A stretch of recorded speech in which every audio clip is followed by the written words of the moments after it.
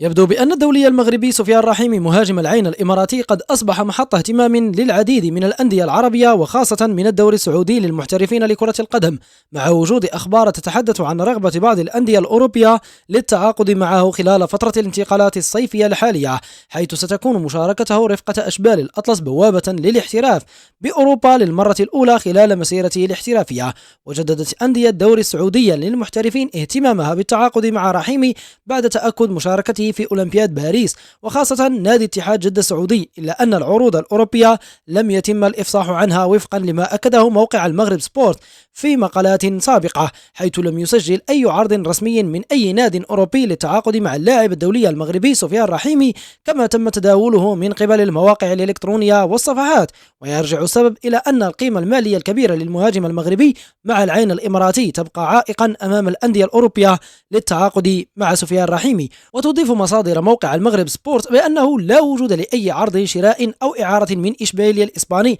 كما تم الترويج له بخصوص التعاقد مع رحيمي بنظام الإعارة أو تقييم مستواه بصفة نهائية بناء على الأداء الذي سيظهر به في أولمبياد باريس 2024 مع أشبال الأطلس، معتبرة أن المشاركة في الألعاب الأولمبية هي الفرصة الأخيرة أمام رحيمي للاحتراف بأوروبا، كما أن 3 أندية من دوري الروشن السعودي تسعى للتعاقد مع اللاعب المغربي. ومن جهة أخرى فإن إدارة نادي العين الإماراتي يرفضون فكرة السماح للمهاجم المغربي بالرحيل، إضافة إلى أن اللاعب يمنح الصلاحية الكاملة لناديه لتدبير مستقبله الكروي بعدما قدم رحيمي مستويات كبيرة هذا الموسم رفقة البنفسجي الإماراتي، إذ ساهم في قيادته للتتويج بلقب دوري أبطال آسيا في الموسم المنصرم على حساب يوكوهاما مارينوس الياباني، حيث قدم سفيان رحيمي أداء كبيرا في البطولة الآسيوية وخاصة أمام النصر والهلال في الدور الربع وقبل النهائي، حيث سجل 6 أهداف في شباك النصر والهلال برصيد 3 أهداف في كل فريق، مما جعله هدفا للكثير من الأندية.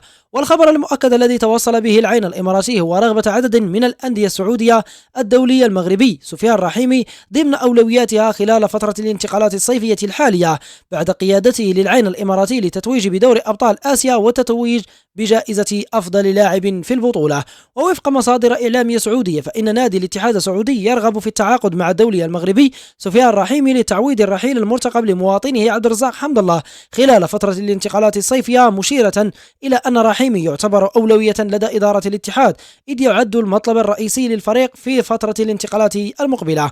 من جهة أخرى كشفت مصادر إعلامية عن اهتمام النصر السعودي أيضا بضم النجم المغربي، مبرزة أنه لم يتم تقديم أي عرض أو الدخول في مفاوضات مع اللاعب حتى الآن، حيث يهتم العالمي بضم رحيمي إلى النصر ليزامل كريستيانو رونالدو في خط الهجوم، خاصة في ظل تراجع مستوى السنغالي ساديو ماني. ويرغب الاتحاد السعودي في التعاقد مع رحيمي لتعويض الرحيل المحتمل لمواطنه عبد الرزاق حمد الله، حيث استقر مسؤول الاتحاد السعودي على رحيل الدولي المغربي عبد الرزاق حمد الله مهاجم الفريق الأول لكرة القدم خلال فترة الانتقالات الصيفية، وذلك بسبب صعوبة تواجده رفقة المهاجم الفرنسي كريم بنزيما حسب تقارير إعلامية سعودية. حسب الشيخ سلطان بن حمدان بن زايد رئيس مجلس إدارة شركة نادي العين الإماراتي مستقبل المغربي سفيان رحيمي مهاجم الفريق الأول لكرة القدم بعد تلقيه العديد من العروض المغرية في صيف العام الحالي. وفي هذا السياق أعلن الشيخ سلطان في تصريحات نشرها الحساب الرسمي لنادي العين عبر منصة إكس استمرار رحيمي والمهاجم التوغولي لابا كوجو